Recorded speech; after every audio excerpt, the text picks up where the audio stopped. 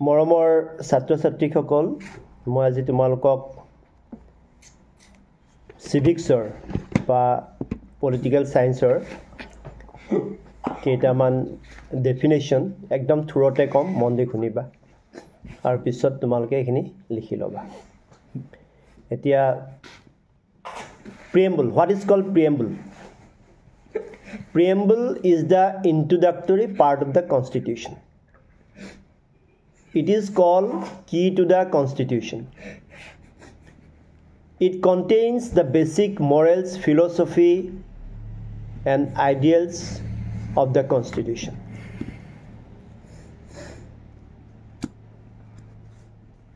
what is constitution constitution is a legal document of laws according to which a country is governed Indian constitution is a written constitution there may be two types of constitution written and unwritten Indian constitution is a written constitution originally it contains 395 articles and 20 parts 8 schedules and in the present constitution of India contains 444 articles because you know time to time the constitution has been amended and more articles X have been added to the constitution of India article means I am talking about the X rule number okay rule of law the country is governed according to the rule of law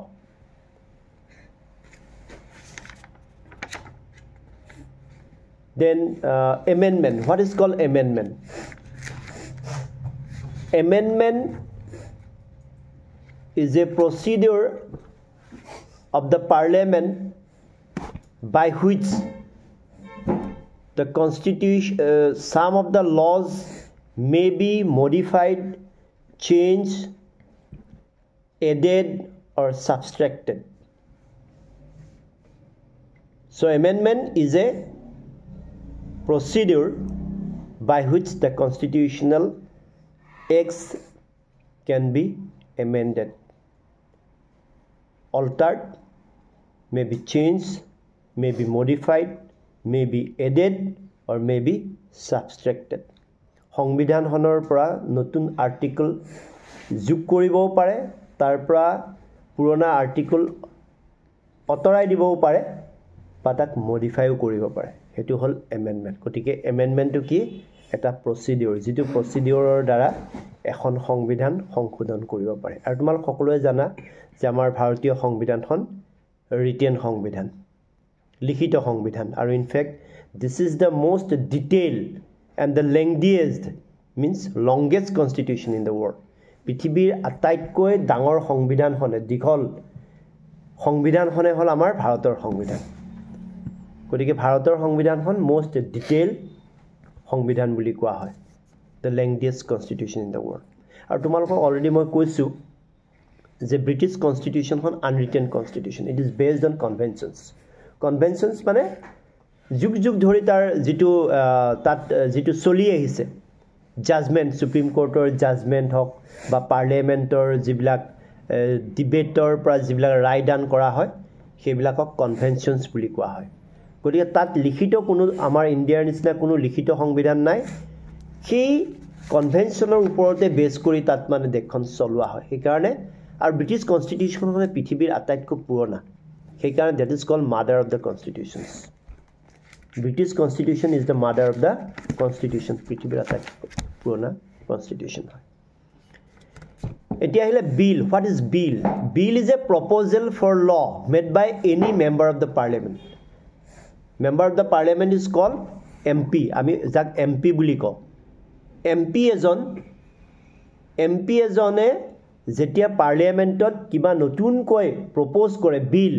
কেখনক বিল বুলি কয় আইন এখন আনিবৰ কাৰণে তেও যেটো প্ৰপ'জাল দিয়ে গতি বিল ইজ এ প্ৰপ'জাল ফৰ ল একদম শৰ্ট যদি কব লগিয়া হয় তেতিয়া আমি কম যে বিল ইজ এ প্ৰপ'জাল ফৰ ল কম পাইছানে আৰু সেই বিলখন যেতিয়া পাৰ্লিয়ামেণ্টত পাছ হৈ যায় when the bill is passed by the parliament পাৰ্লিয়ামেণ্টত আকৌ প্ৰচেছ আছে গম পাইছা পাৰ্লিয়ামেণ্টত এটা প্ৰচেছ আছে সেই লোকসভাত পাছ হ'ব লাগিব ৰাজ্যসভাত পাছ হ'ব লাগিব ফাইনেন্স বিল হ'লে লোকসভাত পাছ হ'লে হ'ব ডাইৰেক্ট প্ৰেচিডেণ্টৰ ওচৰত গুচি যাব সহি কৰিবৰ কাৰণে গতিকে বিলখন যেতিয়া পাৰ্লিয়ামেণ্টত পাছ হয় সেই বিলখনত যেতিয়া প্ৰেচিডেণ্টে সহি কৰে যিদিনাই প্ৰেচিডেণ্টে সহি কৰে ইট বিকামছ এ ল ইট বিকামছ এন এক্ট গতিকে ল মানে এক্ট এণ্ড দেট ইজ অব্লিগেটৰী সকলোৱে মানিব লাগিব লখন সকলোৱে মানিব লাগিব কিন্তু বিলটো এটা প্ৰপ'জেলহে হয় বুজি পাইছেনে গতিকে বিল মানে ল নহয় এক্ট নহয় এক্টখন হ'ল ল বিলখন যেতিয়া পাছ হৈ যায় আৰু প্ৰেচিডেণ্টে যেতিয়া তাত ফাইনেলি সহি কৰে তেতিয়া সেইখন কি হৈ যায় আইনত পৰিণত হয় এক্টত পৰিণত হয় ল সেইখনক ল বুলি কোৱা হয় এতিয়া এই তোমাৰ বিল কেবা ধৰণৰো হ'ব পাৰে যদি সংবিধানখন সংবিধান কৰিবৰ কাৰণে বা মানে if a proposal is made to correct to modify the constitutional law তাত যদি কিবা amendment আনিব বিচাৰে সেইটো কি বুলি কয় amendment bill বুজি পাইছানে সেইখনক amendment bill বুলি কোৱা হয় এতিয়া মই যেনেকৈ ক'লো যে বিল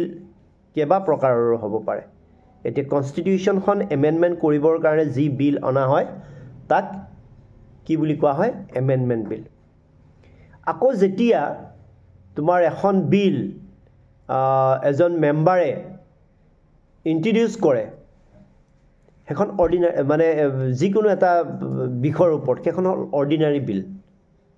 অৰ্ডিনাৰী এমপি এজনে যিখন বিল আনে কিবা এটা বিষয়ৰ ওপৰত সেইখন অৰ্ডিনাৰী বিল আকৌ যেতিয়া এজন মিনিষ্টাৰে এখন বিল ইন্ট্ৰডিউচ কৰে মিনিষ্টাৰেও বিল ইন্ট্ৰডিউচ কৰিব পাৰে সেইখনক গভৰ্ণমেণ্ট বিল বুলি কোৱা হয় সেইখনক গভৰ্ণমেণ্ট বিল গম পাইছানে আকৌ এজন অৰ্ডিনাৰী এমপিয়ে মই যেনেকৈ ক'লোঁ অৰ্ডিনাৰী বিল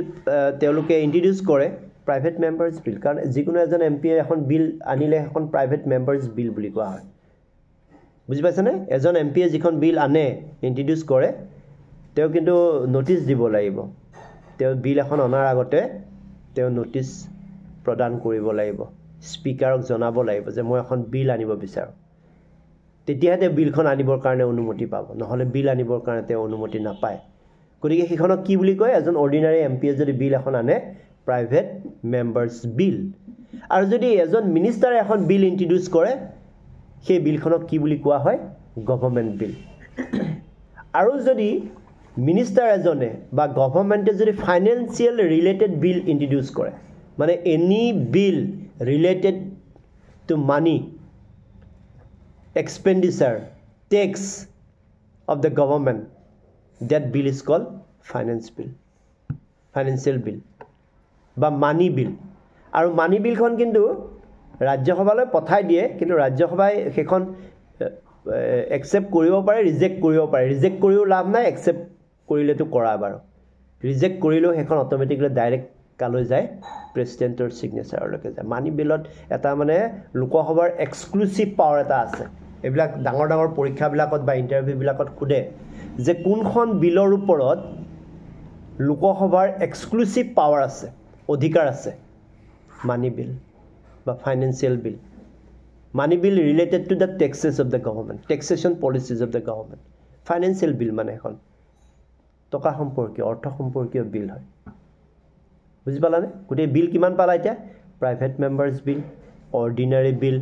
গভৰ্ণমেণ্ট বিল হয়নে